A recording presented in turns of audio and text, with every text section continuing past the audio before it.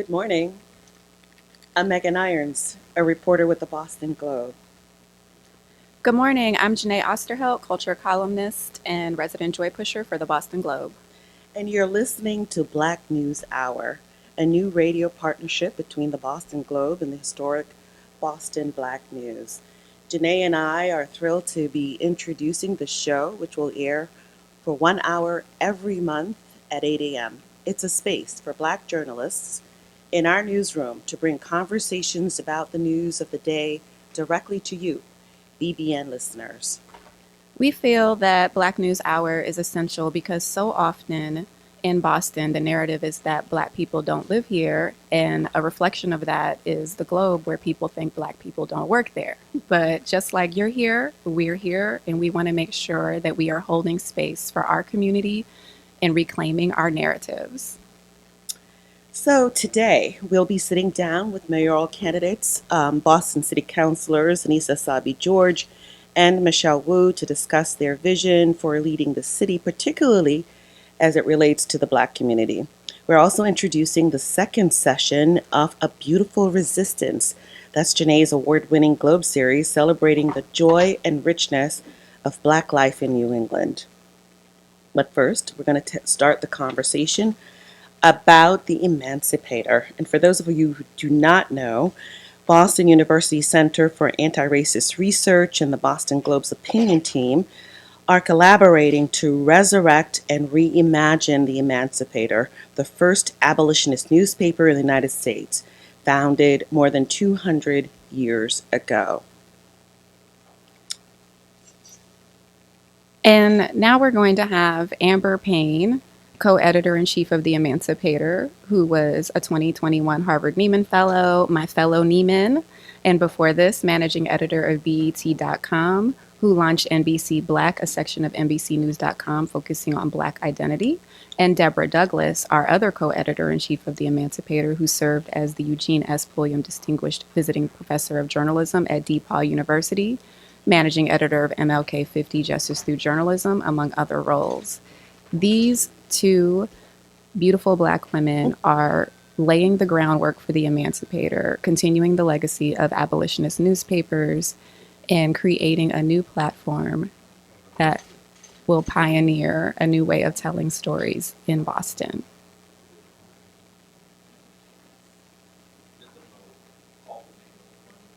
Good morning. Amber, are you here? Good morning. Good morning. How are you? Hey, I'm great. Thank you guys so much. It's exciting. It's so nice to talk to you. Deborah, are you here?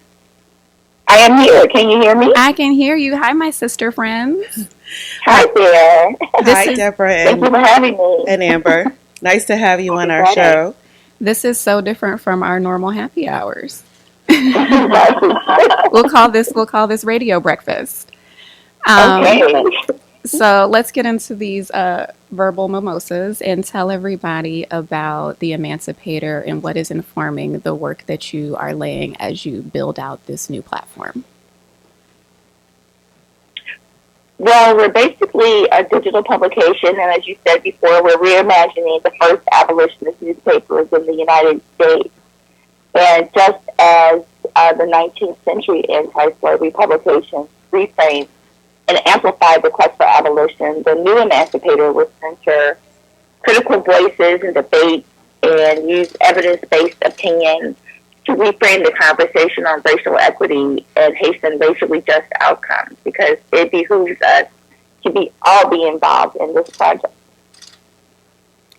And in the last decade, there have been so many instances of racial injustice, and I found that, as a journalist, I've seen this response that it becomes a little generic. We have these so-called conversations on race. I've been part of many town halls about race, but it led me to think, what does that mean and what does that really accomplish? It's great that we're having these conversations. That is the first step. But sometimes it can be just talk without giving the space to big ideas on bringing about these just outcomes. So we want to move beyond these conversations and really dissect, decode, and interrogate just these structural underpinnings of and alternatives to white supremacy. Absolutely. Yeah. And both of you moved here to Boston recently, so you are our new Bostonians. Um, that's a big move. What has the transition been like for you? Um, I never thought I would live in Boston. I've come here for work many, many times, and I have friends who live here, and I've come to support their work. But it is amazing to come to a place that's so foundational to the American project. I just never thought I'd live here, and it's been a warm welcome, and it's just so great to live in a built environment that supports the literal things that we're working with and the metaphorical things that we're working with and that we're pulling through, and the content that we'll be sharing through our website and commentary and in our events. Yeah, I'm moving from New York City, and where I've been for 15, 16 years, and I've been able to walk around the city. Of course, this is an interesting time because it's the pandemic times and it's a little quieter, but it's beautiful. I think the city of Boston is beautiful, and just getting to see the history and the Black Heritage Trail. Deborah and I have some field trips planned. We hope that you guys can join us as we get to know the city and the Black history of the city. I think I'm excited about learning that myself and telling those stories. Deborah and Amber, tell us a little bit about who you are and how you came to this work. Amber, you'd like to go first? Sure. My background is in broadcast journalism. I was at NBC Nightly News for 10 years, the evening national broadcast, and worked my way up from a researcher and PA just to a producer, where I really loved getting to tell different stories from people around the world, different parts of different walks of life. And I had a moment in my career where I really realized that it was my calling to tell Black stories. And I was sitting in a news meeting one morning where our executive producer was talking about a story. It was a Black story. I don't remember what it was. And she called me out, Amber, what do you think? And I felt so self-conscious. I felt a little exposed, and I felt a little angry. Like, okay, you're calling me, you're asking me because I'm Black, and you don't ask me to weigh in on other stories. So why this one? But then I came to own that more as something that I wanted to be taking ownership of, and I realized, you know what, I want to be the one that's asked. I want to weigh in, and they shouldn't have to ask me. I should be volunteering. I should be raising these stories, or I should be very vocal about pushing back on stories that I don't think are elevating and important to tell. So from that point on, I really saw my role in the newsroom as bringing marginalized, untold stories to light. So from there, I founded NBC BLK, or NBC Black for NBC Digital. So that was a vertical, a section of the website that was dedicated to telling stories by, for, and about the Black community. And then I oversaw video at Teen Vogue, and also Them, which is a digital LGBTQ publication for Condé Nast. After that, I was at BET Digital for a little bit, overseeing the writing team, editorial team, and video strategy. And I made my debut, my move to Boston, as a fellow in the Nieman Fellowship for Journalism. So I did that fellowship last year. Janae, also an alum of that fellowship. Yeah, Nieman life. Nieman for life, Nieman Nation. That was an amazing time because it really allowed me to think about journalism and making journalism better. I thought back about my leadership and stories that I've done, and thought about democracy and equality and journalism, and how journalism is so foundational to that story and that narrative. So that really led me right to the Emancipator, and I just felt like, okay, this is the obvious next step for me. I want to be here next. Deborah? Yeah, so I'm a journalism geek. I decided I wanted to do this when I was 8 years old. I've been practicing for several decades, and I've worked all over the country: Kansas City, Jackson, Mississippi, Memphis, Tennessee, Guilford, Connecticut.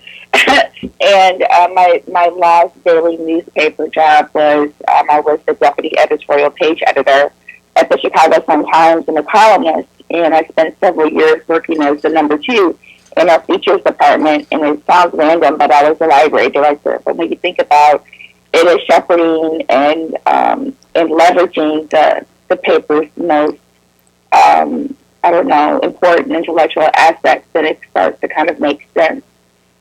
And most recently, I've been teaching and writing as a freelance writer and working to help underrepresented expert voices, women, people of color, and anybody who wants to be a part of the solution to changing the shape of voice in the country with my work at the Op-Ed Project. So I've just sort of been occupying a lot of different buckets. And in my work at MLK 50, we focused on poverty, power, and policy. And I got to do some of the most impactful work of my life. At Northwestern, when I was teaching there, I taught the Civil Rights, I capstone on the Civil Rights Act of 1964, where my grad students spent a summer flying around the country doing investigative journalism, exploring these themes. And so I practiced journalism in the traditional way, the orthodox way, followed all the rules, did all the things, the way all the books and all the gatekeepers tell us to do.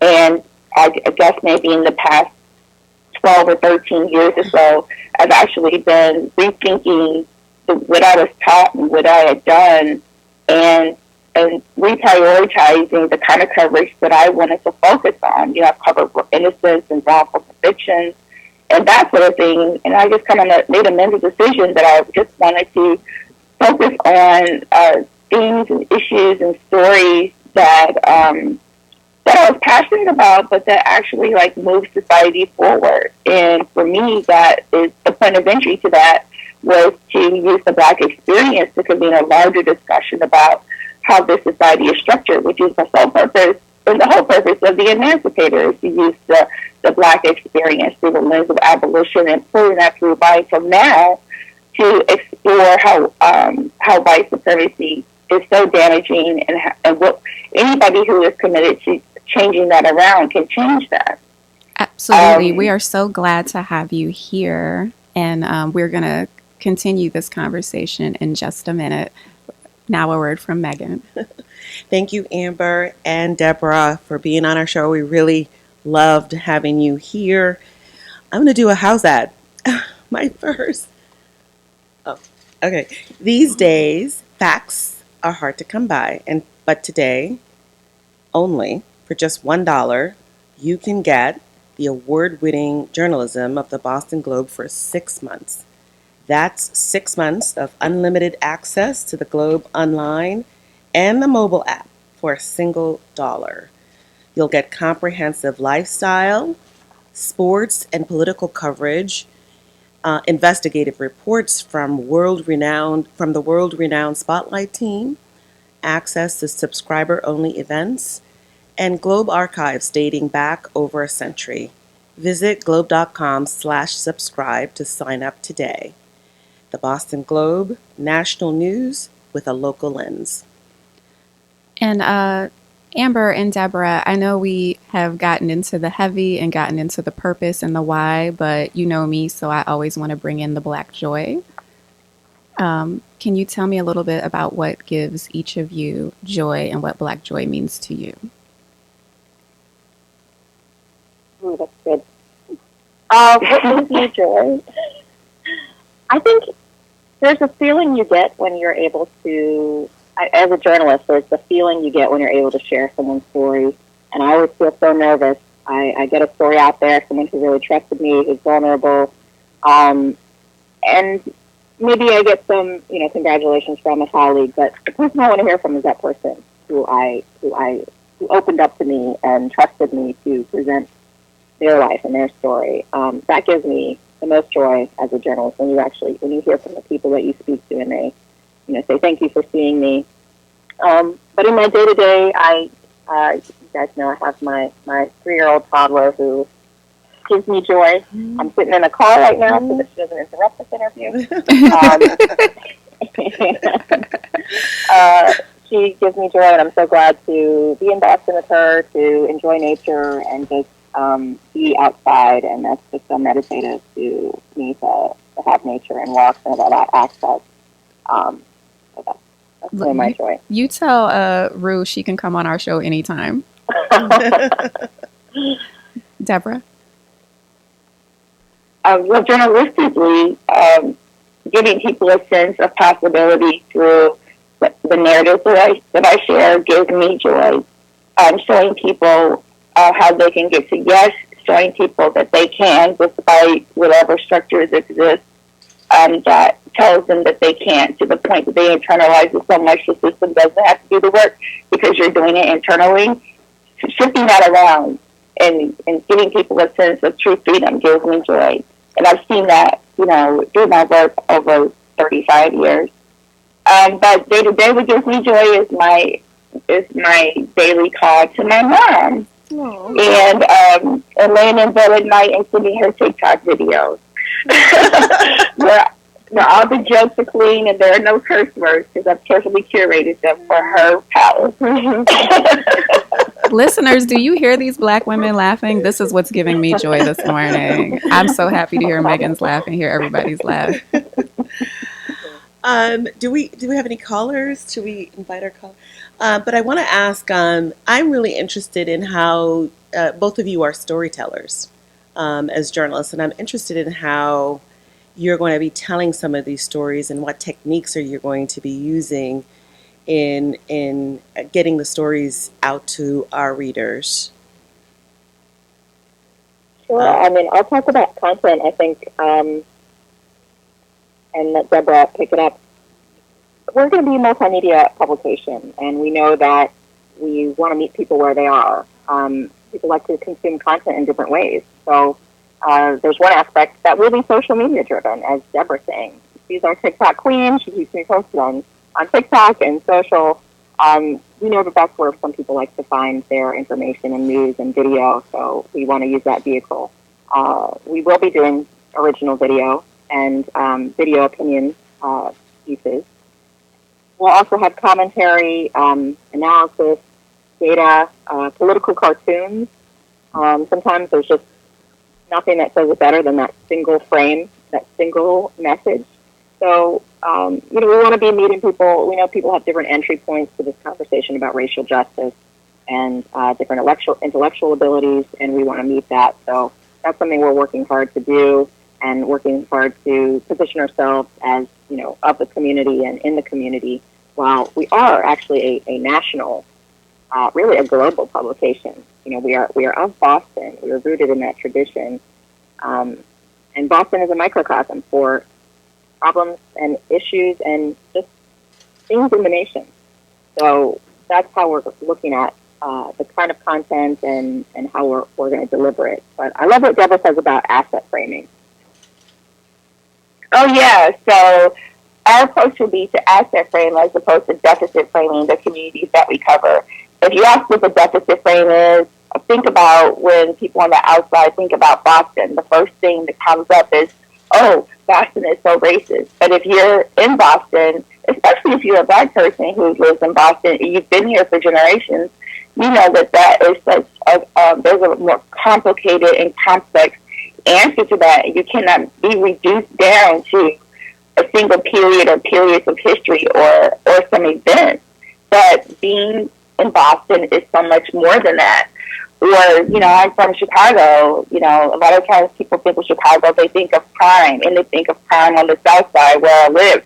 But the South Side is a geographic direction, and it's not one just single place. It's a collection of neighborhoods and communities that reduce down the blocks, and there are all kinds of relationships embedded in that.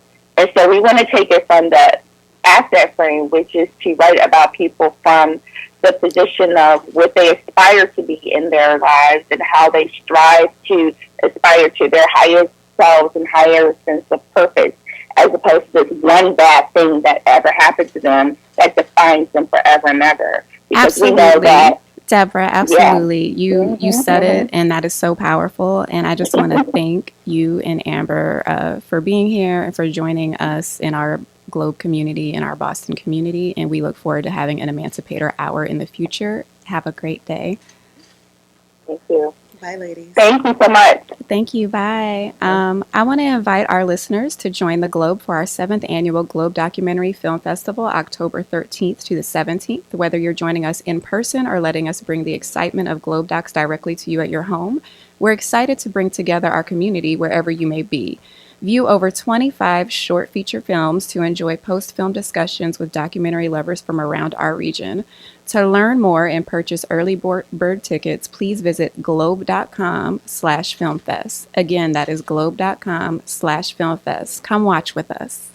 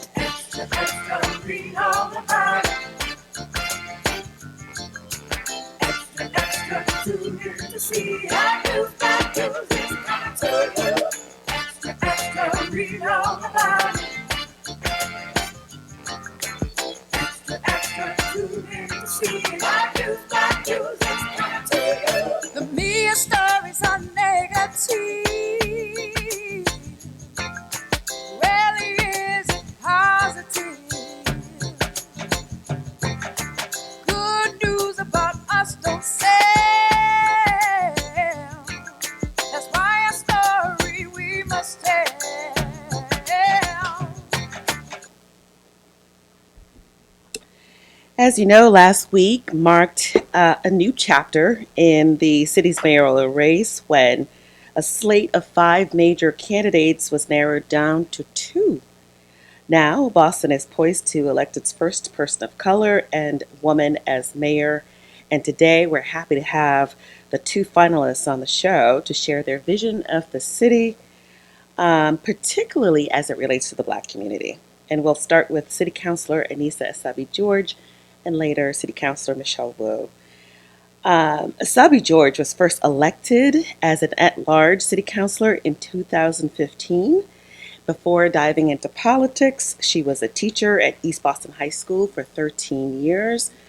During her time in office, she has served as chair of the Committee on Education and led efforts to address homelessness, insufficient mental health resources, and the opioid epidemic.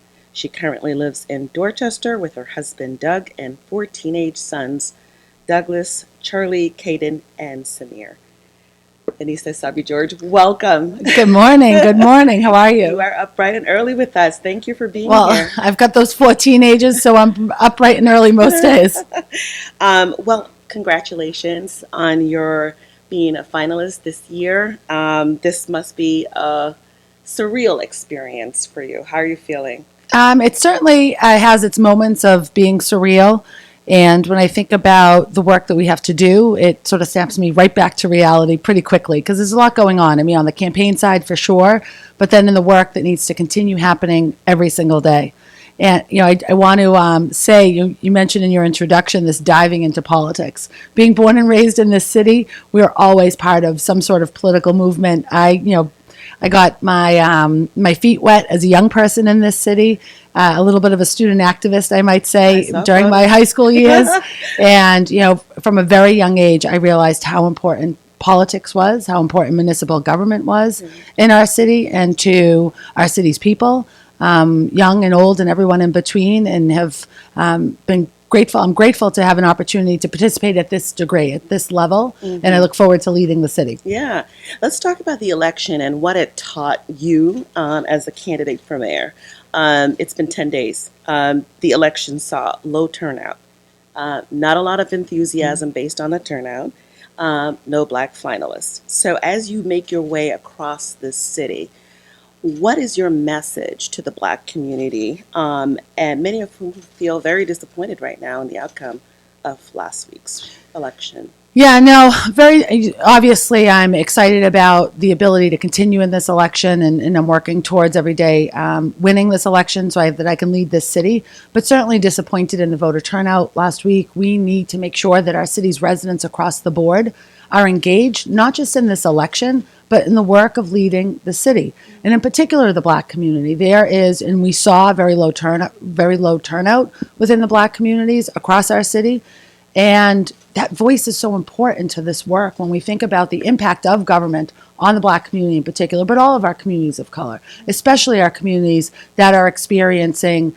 a lack of access to economic opportunity, low performing schools, rising housing costs. All of those pieces disproportionately impact the black community. And that voice is so incredibly important to the work of leading the city. And at this moment in time, especially through the course of a campaign, driving and helping to set the agenda. Now, let's dig a little deeper into that, because we looked at the numbers and saw that in the black community, you had low single digits in wards and precincts that were predominantly black in comparison to the other people that were competing in the race. So how do you turn those numbers around in the next 5 weeks that you have until November 2nd? And where will you be making your case for voters to give you their support? Well, I'll start at the end of that question first. As an at-large city councilor, as someone who's been proud to represent the entire city in every one of our communities, every one of our neighborhoods, and the very broad and wonderful diversity that we have as a city, I am committed to not just representing the whole city, but working in every one of our neighborhoods. And I'm very proud of my reputation of being very present, being very engaged. I'd say that my low numbers in some of those communities are a reflection of the high caliber of candidate that was on the ballot. We have had, obviously, a very historical race. We've talked lots about that.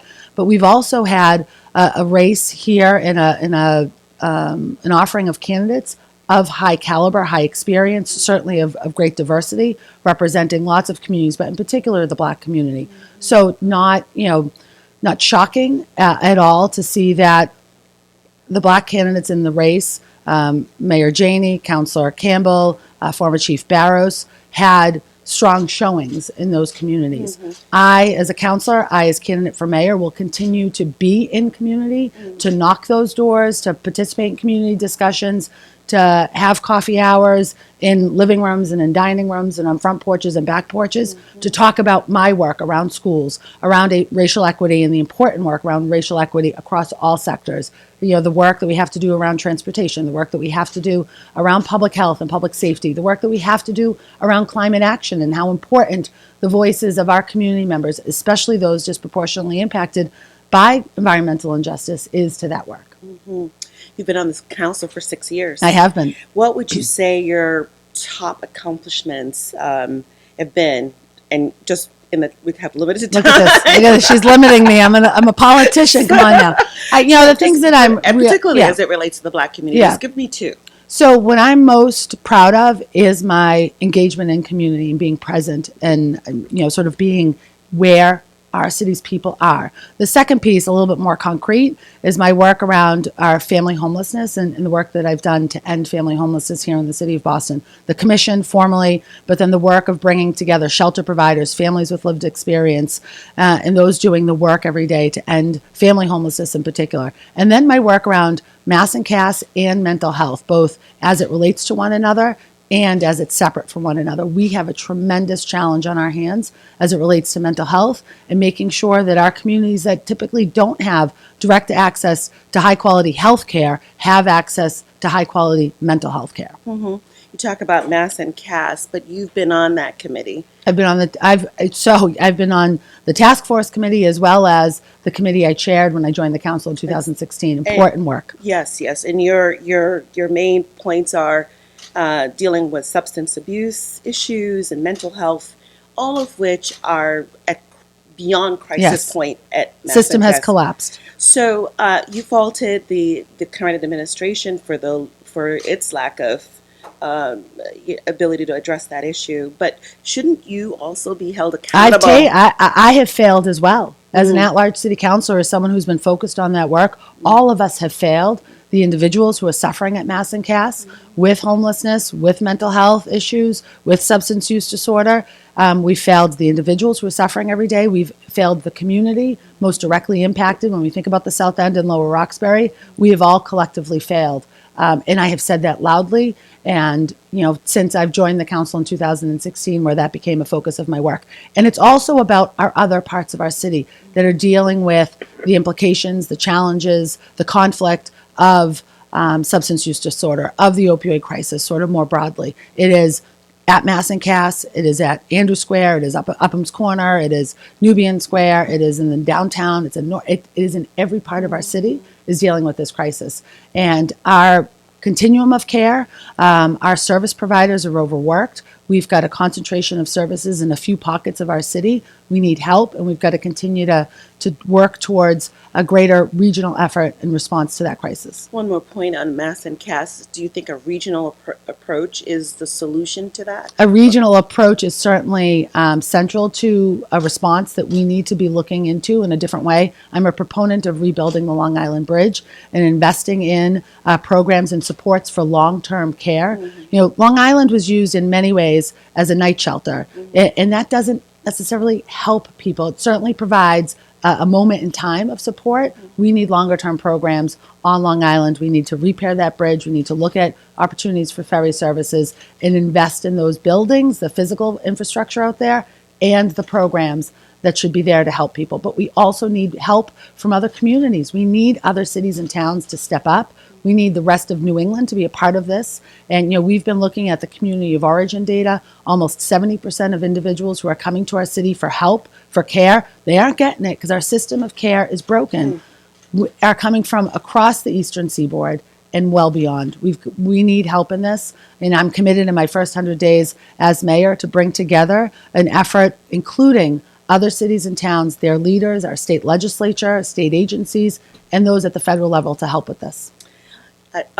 When you come into the Black community, and I've been on the ground for the past couple of weeks talking with people, violence, crime prevention, trauma, those things just emanate from the streets.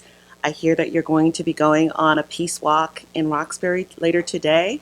I want to know what your plan is for addressing those issues and what you hope to gain or learn from your walk today with the Reverend. Well, so I've done. Gerald. I've done that. I'm sorry to interrupt you. I know we're cutting it close on time. I've done that peace walk a number of times, as well as many of them that happen across our city. And they are just, again, moments in time to be in community, to have conversations with a slightly different group of care providers, especially when we think about our clergy and a faith-based approach to connecting with community members. But when we think about violence prevention, when we think about the work around public safety and trauma response, we've got to have this coordinated effort. And it is more than a peace walk. A peace walk is an hour, maybe 2 hours to sort of be present and be in community. Doesn't necessarily fix problems. It opens doors just a little bit to conversation and partnership. We have to do so much more to respond to trauma, to make sure that we're also very much aware of secondary trauma in our communities. I hate to interrupt you, but are you going to add more people to the trauma team, or what's your plan? We need to add more people to our trauma teams, our more formal networks, but we also have to make sure that we're working in partnership with our community-based organizations, our community health centers, our school system, and any effort that is touching people where they are. Mental health, mental illness, trauma is very real, and has long-lasting impacts, not just on the individual who's maybe experienced it firsthand, certainly the children of any individual, but also the community at large. And that's where that secondary trauma really has sort of a pervasive impact on communities, on social networks, on families, on children. And we've got a tremendous amount of work to do there. And it all comes back to a conversation around mental health services, community-based programming, and meeting people literally where they are. One last thing about public safety. Your plan includes adding more police officers on the street. How expensive is that going to be? And how do you make that case to communities of color who feel they're already over-policed? Well, first of all, we've got an overtime budget that is enormous. And part of the reason why we have such a large overtime budget is we are not properly staffed as a city.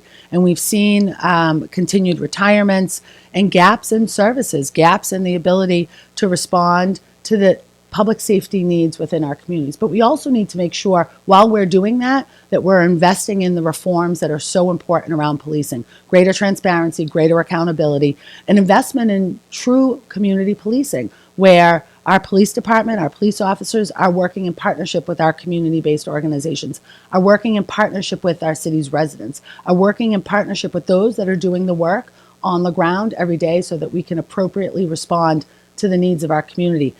My commitment to the people of Boston is to have a city that is both safe and responsive to the social justice needs that each one of our communities deserves, and in particular in our Black communities that do feel a degree of over-policing, do feel a degree of being victimized by our public safety agency. We work through that when we do that work together. Annissa Essaibi George, thank you so much for sitting with us and taking our questions and being here this morning. Appreciate that. Good morning, Megan, anytime.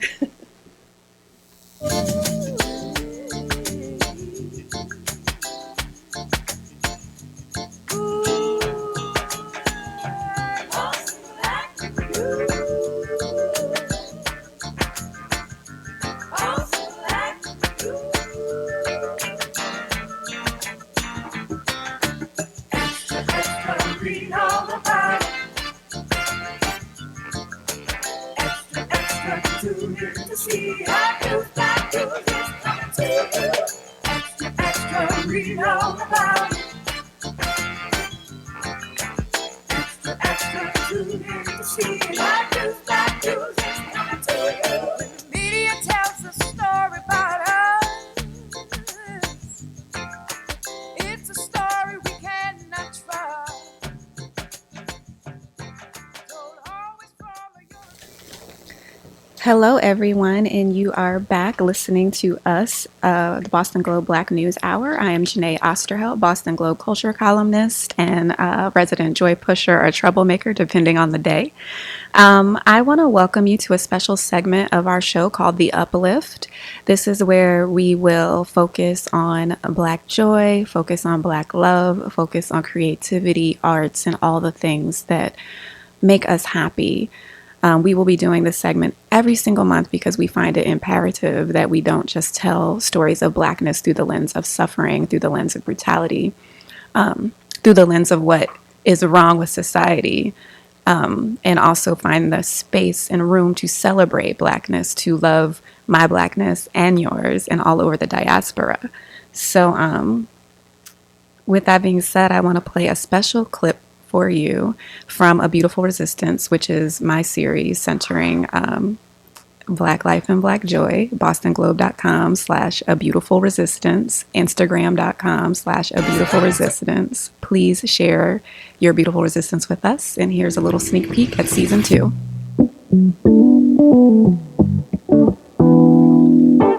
My name is Douglas Williams, and my life is a beautiful resistance because I get to change myself, my community, and the world through food.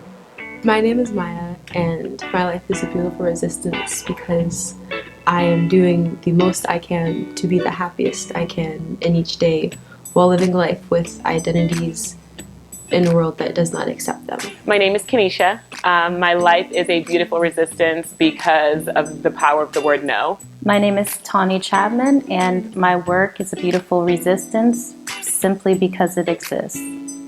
My name is Oompa, and my life is a beautiful resistance because I woke up today with breath in my body, because I'm loved and because I love.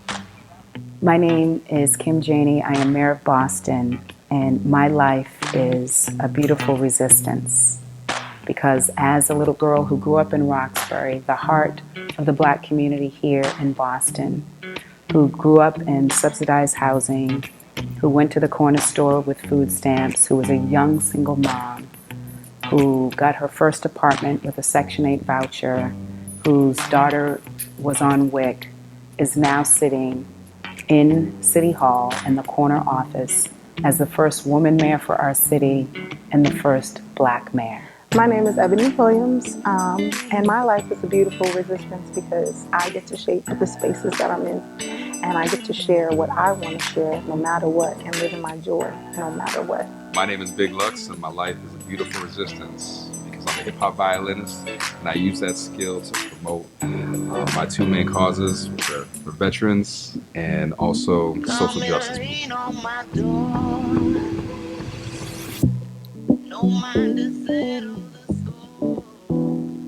And that is a clip from season 2 of A Beautiful Resistance, which will be launching later next month. Season 2 is going to feature several Black voices from Boston, from New England, and from across the country. We very much believe in telling stories via documentary, via long-form written stories, Q&As, and even musical playlists. Please follow us on Instagram at A Beautiful Resistance.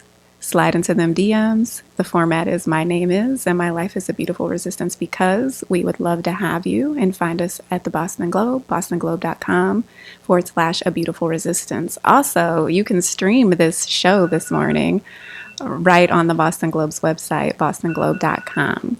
We always have to remember to bring our joy with us everywhere we go. And I also want to invite you to join us yet again for our 7th annual Globe Documentary Film Festival, October 13th through the 17th. Whether you're joining us in person or letting us bring the excitement of Globe Docs directly to you from your couch, we are excited to bring together our community wherever you are. Over 25 short and feature films will be ready. We're going to have post-film discussions with documentary lovers from around our region. To learn more, visit globe.com/filmfest. Again, that's globe.com/filmfest. To learn more about how to get access to our content, go to globe.com/subscribe. And we'll be back.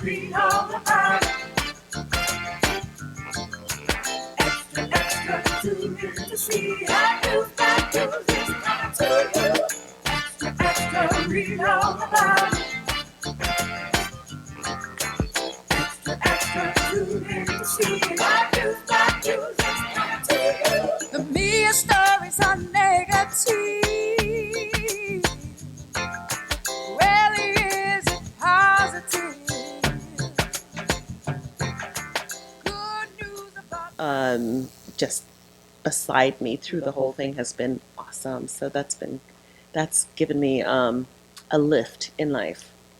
And what's yours, Janae? Well, my life is a beautiful resistance because I woke up today, because I hold space for my blackness and yours. I get to witness, I get to do story.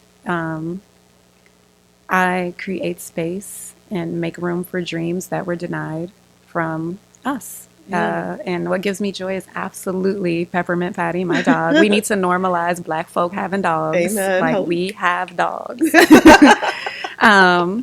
So I love that. I absolutely love that you brought Q and Peppermint Patty into the conversation. This is a space for that.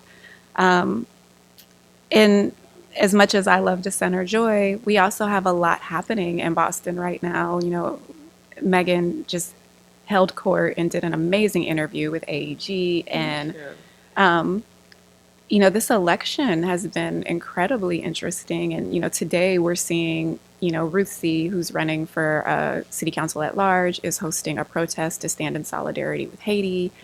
And we're really just seeing how civic engagement is playing out in Boston for better and for worse. What do you think about what's happening? Well, you know, this has been an amazing election. I've been covering Boston elections for many, many years, and the question has always been, will we see a black mayor? I've covered at least 3 elections asking that question, and often we fall very short at the polls because of the low turnout. And so there's a lot of introspection going on within the black community itself. How do we get people more engaged in the political process? How do we make people see that government can work for them? And how do we get people to become much more engaged? It wasn't for a lack of candidates, as Annissa Essaibi George said. There were a lot of strong candidates this time around. 4 women, 3 candidates who were black, and 1 Asian American, Annissa, who's Arab American. And so there was a lot to be excited about. And not to forget, you mentioned Rootsie's, the city council candidate. There's an amazing diversity within the lineup of the candidates running for city council right now. And so Boston has a lot to celebrate in terms of progress in the political sphere and gaining power for black people. But, you know, this thing about the mayor's race, that's a hard blow, man. It's a really hard blow. And one of the things that bothers me is, you know, obviously the low voter turnout. It's like, this is our, you know, for all the talk we have over citizenship and what it means to be a citizen, voting is imperative. Like, we must exercise our vote. We must go to the polls. Like, we can't complain about policy and about what's happening in the world when we're not voting to help create change.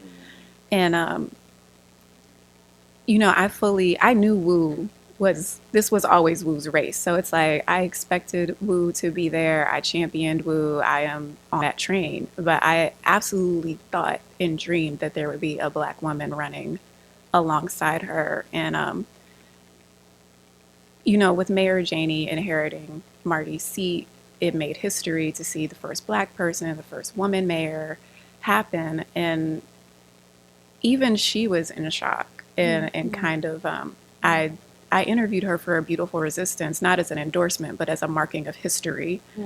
And in my conversation with her, it struck me how she'd never considered running. She never even thought it was possible. And when you see a black person who is a daughter of Roxbury, who's been active, you know, politically active and an activist their whole life, who comes from a family of activists, and that person says to you right in your face, oh no, I never thought it was possible for a black person to sit in this seat. It's very heartbreaking. And it also just made me wonder, is that kind of like one of the reasons why we didn't get out to vote? Because we've just been so, you know, have we been so disenfranchised and disempowered that just the possibility seems too far? I think some of that is definitely playing out. You know, I was out yesterday again talking to voters or potential voters, and some of them did bring that up. Like, you know, I just don't trust the government. The government is too corrupt. And maybe we're just so far gone there with a lot of people that, they don't feel the need to turn up. And I also think it's confusing for a lot of people, the preliminary election. I think a lot of people still think vote in November and not vote, a couple weeks after Labor Day. So that might have played into it as well. But I think we need to have a conversation about how we can get our people to be much more engaged. I know that when I was out on a couple Mondays ago, I recognized that there was so much that our people are dealing with. Particularly in these communities that I've seen so much strife. You you talk, you talk about people who've seen, who've hoped for things that didn't always come true, and also they've been through all these different elections, and those didn't materialize, and so there's a little bit of hopelessness, I think, that we have to overcome. I see that, and I also feel frustrated because it's not just on Black people to elect inclusive candidates, and it's also not just on us to vote for Black people. Like, we're allowed to vote for Michelle Wu, we're allowed to vote for other people. It shouldn't be all on us. We're not a monolith. We didn't split the vote. We all have different candidates, and it's okay to bring that nuance to the conversation. I totally agree. We are so happy to have had this very first Black News Hour with the Boston Globe with you. This is a production of Boston Globe Media Group in collaboration with Boston Black News. I am Janae Osterhel, Boston Globe culture columnist, resident joy pusher, or troublemaker, depending on the day. Megan, I'm so happy to have done this with you. I am so thrilled to have shared this hour with you, Janae, and to hear your perspectives and the joy you emanate. So thanks for joining me today. I'm Megan Irons, reporter for the Boston Globe. Thank you all for being with us. Shout out to all the dog lovers. Bye. Bye-bye.